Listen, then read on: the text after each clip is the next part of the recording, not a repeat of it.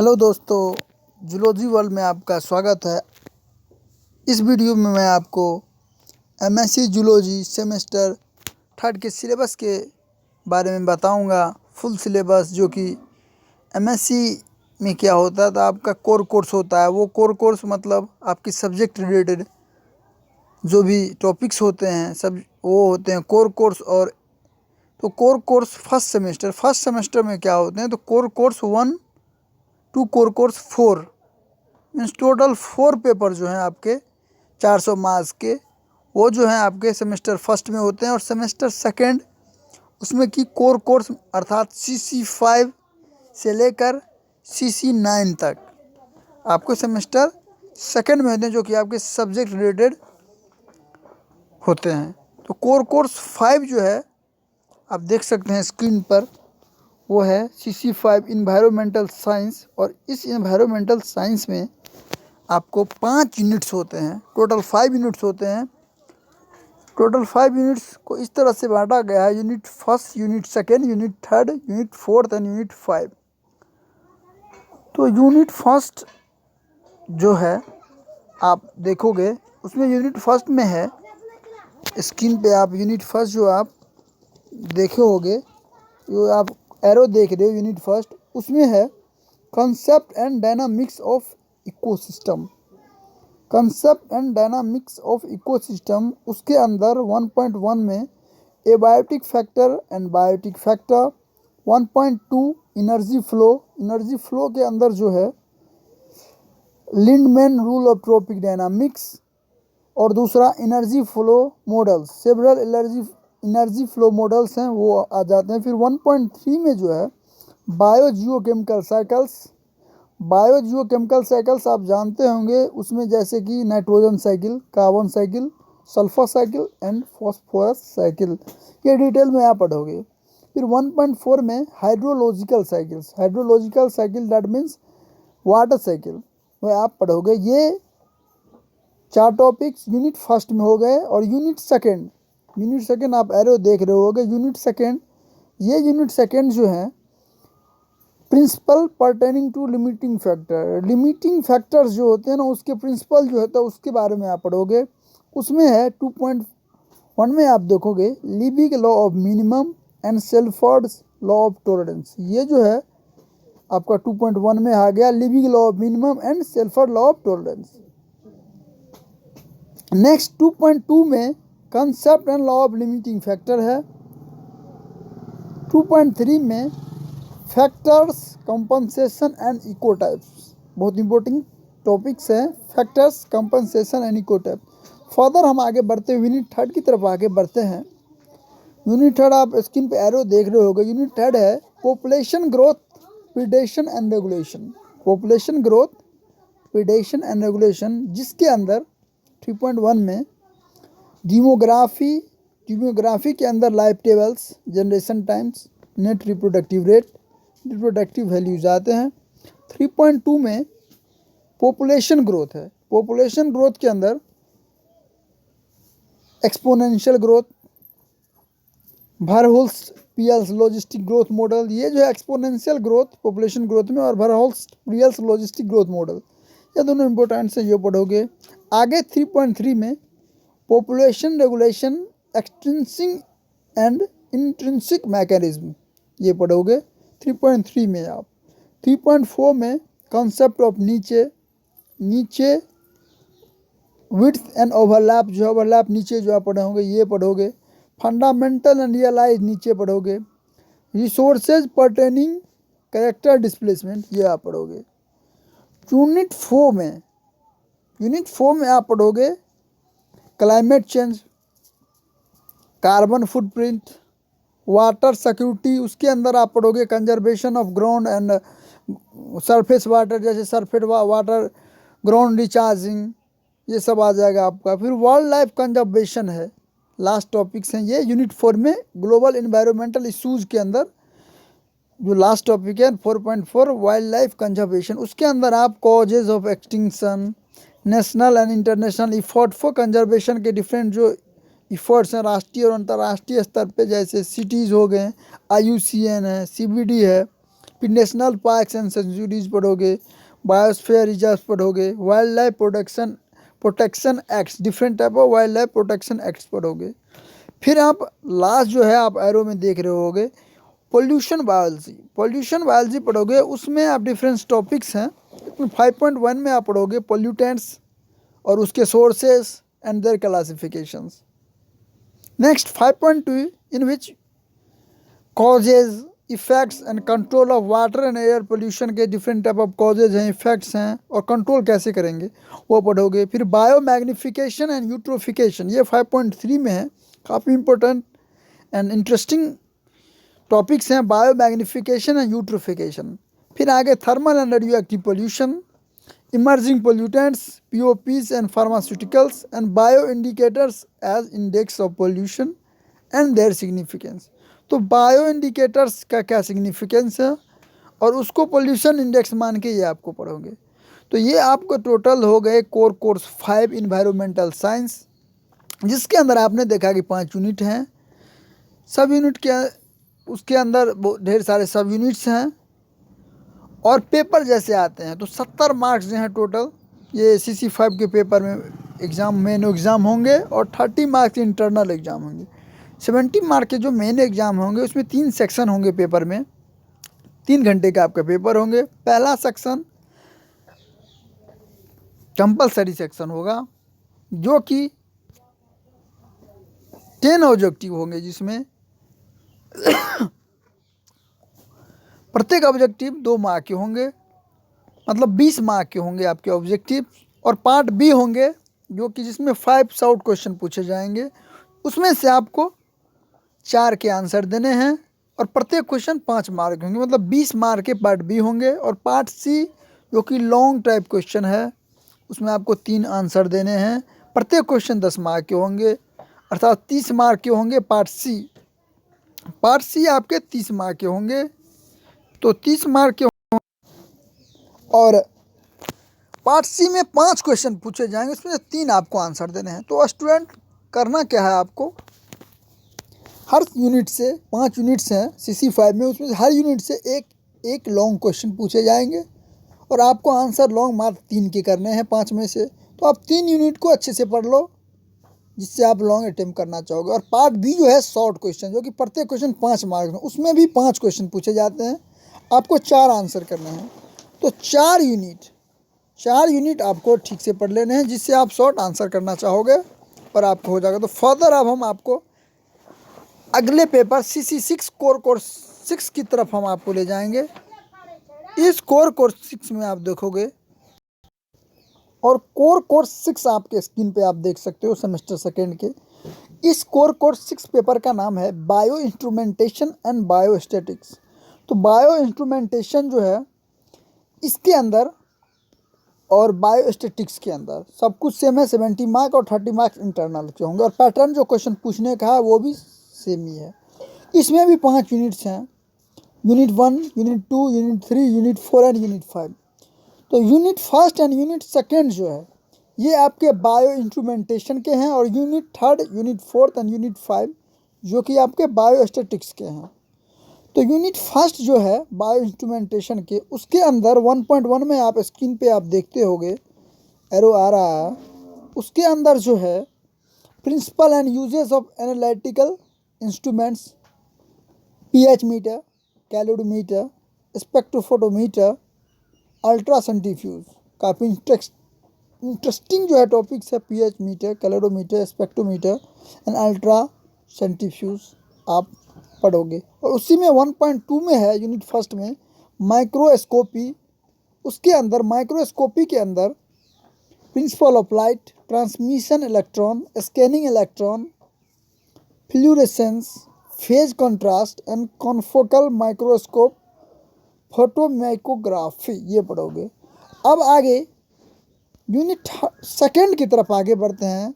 Bio instrumentation के screen पे आप एरो देखे होंगे, यूनिट सेकेंड को 2 भागों में बांट दिया गया है। For the subunit A और subunit B. Subunit A का नाम दिया गया है सेपरेशन टेक्निक्स, और सेपरेशन टेक्निक्स के अंदर जो टॉपिक्स आप पढ़ोगे, स्क्रीन पे आप 1 में देखे होंगे इलेक्ट्रोफोरेसिस इलेक्ट्रोफोरेसिस, आप देखे होंगे एरो से आप देख सकते हो कि इलेक्ट्रोफोरेसिस जो है उसके अंदर HDS पेज 11 जेल इलेक्ट्रोफोरेसिस पढ़ोगे।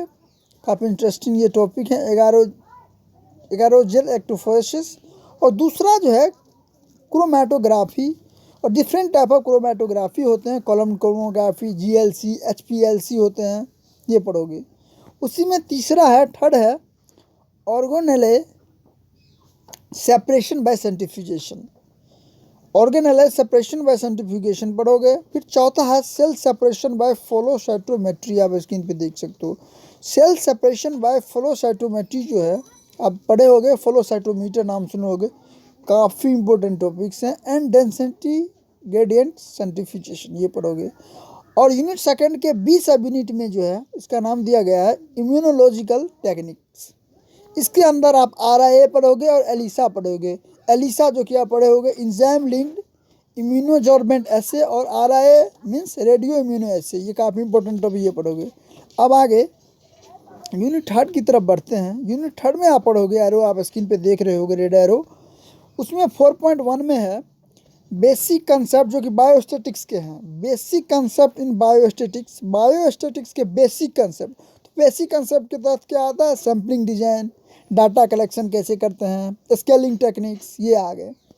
फिर आगे 4.2 में आप पढ़ोगे मीन। तो मीन के अंदर में डिफरेंट टाइप्स ऑफ मीन होते हैं, मीन मीडियन मोड आपने सुना होगा, तो मीन होते हैं। उस मीन में आप हाई लेवल आप पढ़ोगे, जैसे arithmetic mean, geometric and harmonic mean, ये हाई लेवल मीन हो गए। जियोमेट्रिक एंड हार्मोनिक मीन और अर्थमेटिक मीन, ये तीनों आप पढ़ोगे। फिर 4.2 आगे देखो, स्क्रीन पे आप देख रहे हो स्टैंडर्ड डेविएशन, जिसे आप SD कहते हैं, वो पढ़ोगे। फिर है स्टैंडर्ड एरर ऑफ मीन, ये पढ़ोगे। और एनालिसिस ऑफ वेरिएंस एनोवा पढ़ोगे आप। फिर आगे आप स्क्रीन पे आप रेड एरो आप देखते होगे आ होगा यूनिट 4।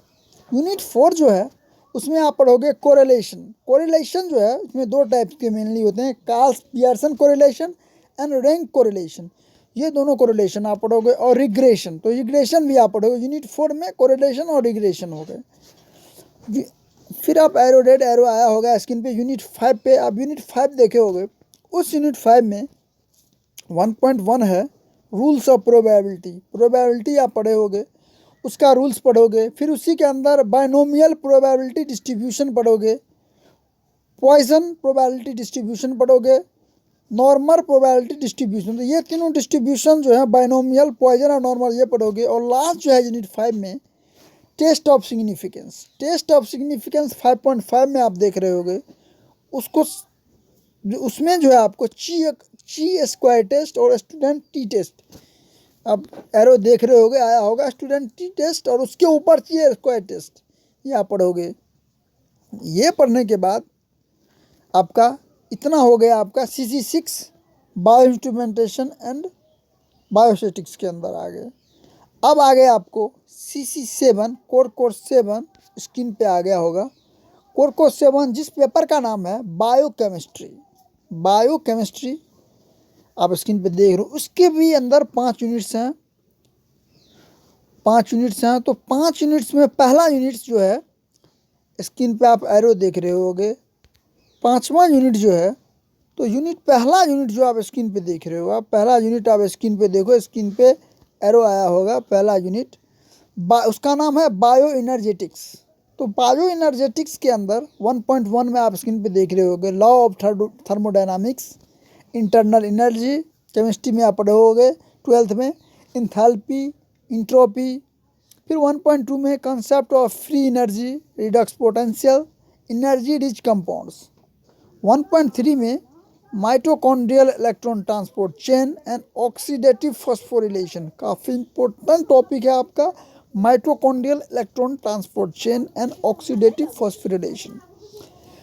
अब आगे यूनिट सेकेंड की तरफ आते हैं, एरो आ गया होगा अब रेड एरो। यूनिट सेकेंड में जो है biochemistry of carbohydrates. Biochemistry of carbohydrates का बायोकेमिस्ट्री आप पढ़ोगे, काफ़ी डिटेल में आप पढ़ोगे, इस क्वेश्चन करोगे इसका। उसमें आप 2.1 में देखे होगे मोनोसैकेराइड्स, डाइसैकेराइड्स और टाइप एंड प्रॉपर्टीज। मोनोसैकेराइड्स और डाइसैकेराइड्स का जितना भी टाइप्स हैं वो पढ़ोगे और उसका प्रॉपर्टीज पढ़ोगे। 2.3 में जो है पॉलीसेकेराइड्स पढ़ोगे, पॉलीसेकेराइड्स में आप पढ़ोगे, फर्दर आप स्टडी करोगे होमोपॉलीसेकेराइड्स एंड हेट्रोपॉलीसेकेराइड्स पढ़ोगे। फिर 2.3 में आप ग्लाइकोलाइसिस पढ़ोगे, ग्लाइकोनियोजेनेसिस पढ़ोगे, ग्लाइकोजिनोलाइसिस पढ़ोगे, एचएमपी-शन पढ़ोगे। तो ये जो है टॉपिक है ग्लाइकोलाइसिस, एचएमपी-शन, ग्लाइकोजिनोलाइसिस और ग्लाइकोजिनोलाइसिस और ग्लाइकोनियोजिनेसिस, ये काफ़ी इंपॉर्टेंट और काफ़ी कंफ्यूजिंग टॉपिक्स हैं, बारीकी से आपको पढ़ना पड़ेगा सब कुछ समझने के लिए।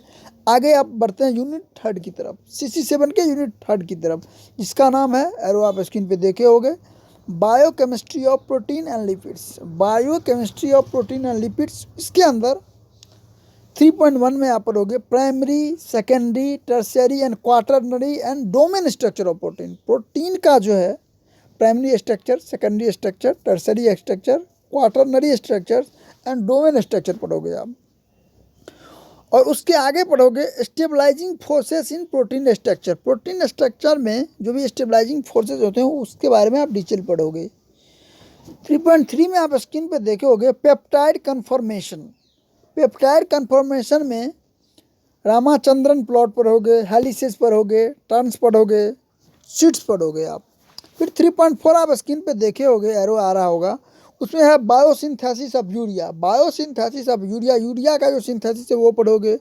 Free fatty acid, free fatty acid जो है सिंथेसिस और इम्पोर्टेंस क्या है वो पढ़ोगे। फिर beta oxidation of long chain fatty acid का जो है बीटा ऑक्सीडेशन आप पढ़ोगे।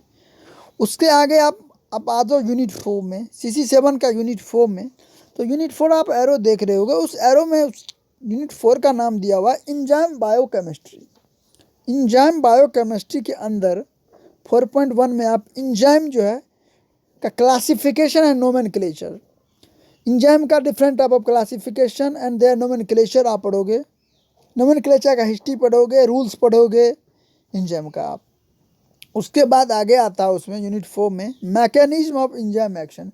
मैकेनिज्म ऑफ इंजाइम एक्शन काफ़ी इलेबोरेट प्रोसेस है, उसको आप काफ़ी डिटेल में पढ़ने जा रहे हो इस यूनिट 4 में। 4.3 में kinetics of enzymes and catalyse reaction पढ़ोगे। 4.4 non genetic regulation of enzyme activities.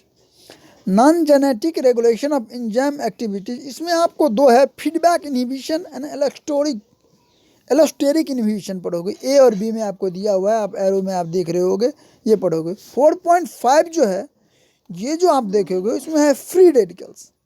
Free radicals means free radicals काफ़ी रिएक्टिव्स होते हैं, आप केमिस्ट्री में पढ़े होगे। और एंटी ऑक्सीडेंट्स एंड डिटॉक्सिफिकेशन, ये 3 टॉपिक्स हैं, free radicals, anti oxidants and detoxification पढ़ोगे।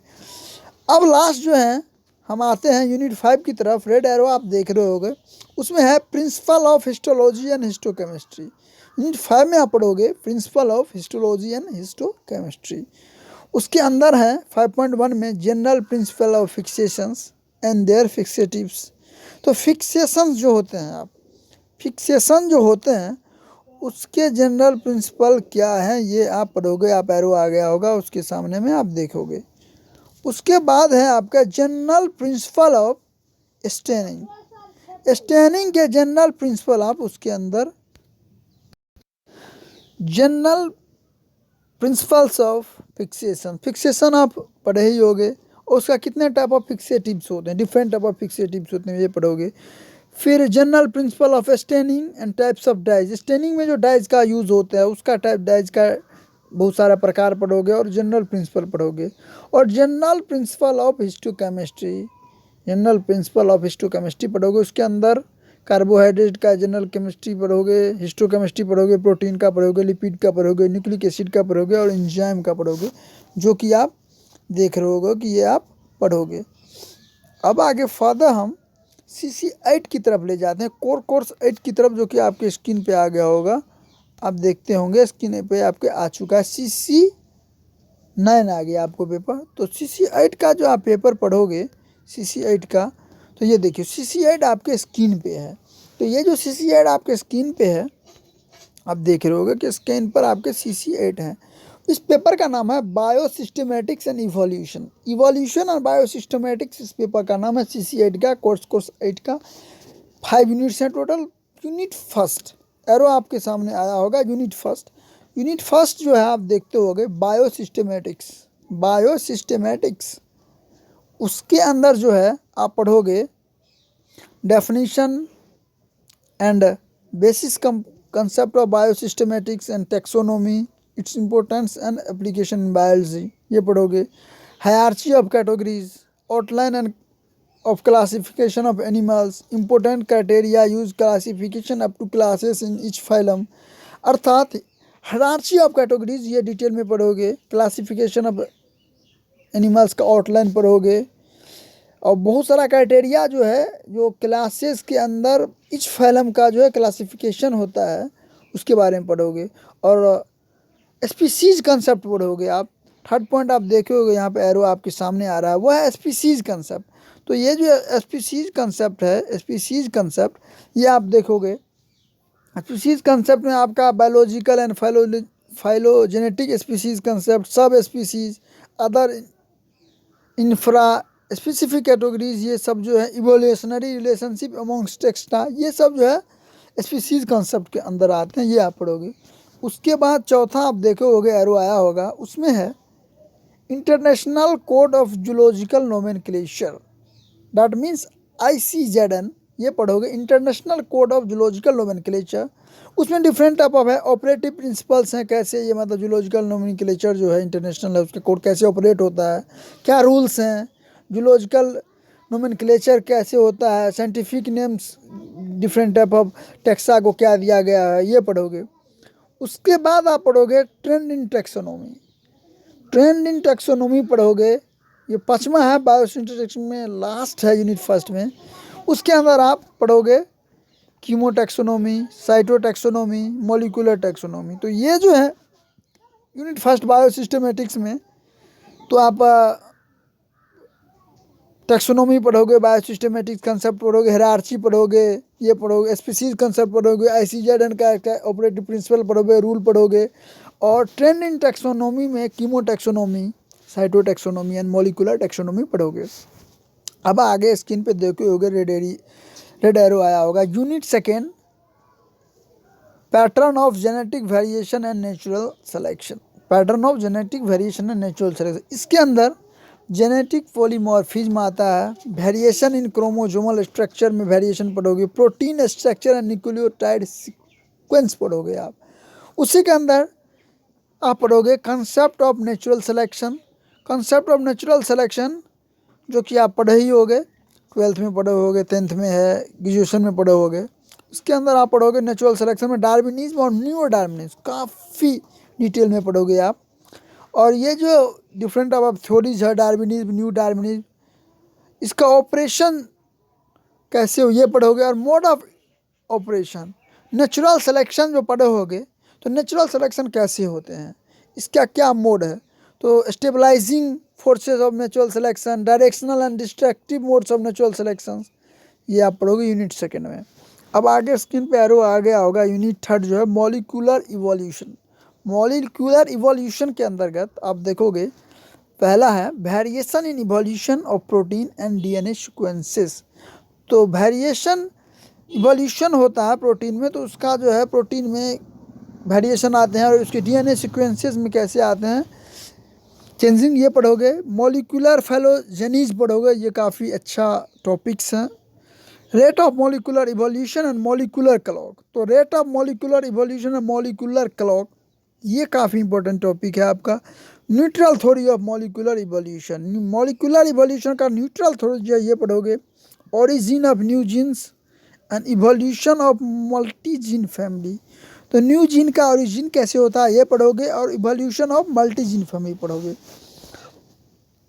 अब आगे यूनिट 4 की तरफ जब हम आगे बढ़ते हैं, तो यूनिट 4 में आप देखोगे मैकेनिज्म ऑफ स्पेसिएशन है, उसके अंदर आप पढ़ोगे pattern and mechanism of reproductive isolation and its role in evolution.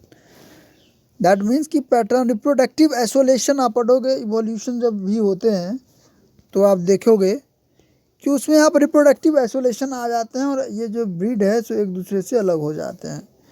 तो वही इसमें भी है कि पैटर्न ऑफ रिप्रोडक्टिव आइसोलेशन कैसे होंगे, क्या पैटर्न है और क्या मैकेनिज्म है, ये पढ़ोगे। और रिप्रोडक्टिव आइसोलेशन का क्या रोल है एवोल्यूशन में। और उसी में दूसरा टॉपिक है मोड ऑफ स्पेसिएशन। तो स्पेसिएशन का जो मोड्स है, सिम्पाटिक एंड एलोपार्टिक। सिम्पाटिक पढ़ोगे, एलोपार्टिक में भी दो तरह के हैं, पैरापार्टिक है, पेरीपैट्रिक है। तो ये हो गया, आप ये पढ़ोगे, डिटेल में आप पढ़ोगे। अब यूनिट 5 में आप पढ़ोगे पॉपुलेशन जेनेटिक्स। तो पॉपुलेशन जेनेटिक्स जो है लास्ट यूनिट्स हैं आपके CC8 में, उसमें आप पढ़ोगे। उसके अंदर पॉपुलेशन जेनेटिक्स के अंदर आते हैं concept of gene pool. Gene pool का concept, allele frequency and genotype frequency, ये पढ़ोगे। Hardy Weinberg principles of genetic equilibrium. Genetic equilibrium का हार्डी-विनबर्ग प्रिंसिपल जो है वो पढ़ोगे। एंड मैथमेटिकल डेरिवेशन जो है, हार्डी-विनबर्ग प्रिंसिपल का जो इक्वेशन होता है ना, हार्डी-विनबर्ग इक्वेशन, उसका मैथमेटिकल डेरिवेशन आप पढ़ोगे इसमें। उसके बाद पढ़ोगे detail account of destabilising forces of genetic equilibrium. Genetic equilibrium जो होता है उसमें कौन कौन से ऐसे फोर्स हैं जो डीस्टेबलाइजिंग फोर्स है, जेनेटिक इक्विलिब्रियम जो है उसको भंग करते हैं, डीस्टेबलाइजिंग फोर्सेस के तहत काम करते हैं। तो उसके तहत आपको है natural selection, mutation, migration, meiotic driven genetic drift, ये पढ़ोगे। इसके पढ़ने के बाद ये टोटल टॉपिक्स आपके हो गए। CC8 आपने देख लिया, तो CC5, CC6, CC7 और CC8 ये आपके हो गए थ्योरी पेपर। और CC9 जो कि आपके स्क्रीन पे है, CC9 आप स्क्रीन पे देख रहे होगे, ये है आपका प्रैक्टिकल पेपर। इसमें भी 70 मार्क के आपके प्रैक्टिकल पेपर मेन होंगे और 30 मार्क्स जो कि प्रैक्टिकल पेपर के वो आपके डिपार्टमेंट के द्वारा, कॉलेज में जो डिपार्टमेंट होगा, यूनिवर्सिटी में डिपार्टमेंट होगा, वो देगा। तो CC9 जो है कोर्स प्रैक्टिकल का, उसमें आप देखोगे उसमें भी बहुत सारे आपके मार्किंग के सिस्टम कर रखे हुए हैं, 10-10 मार्क हैं।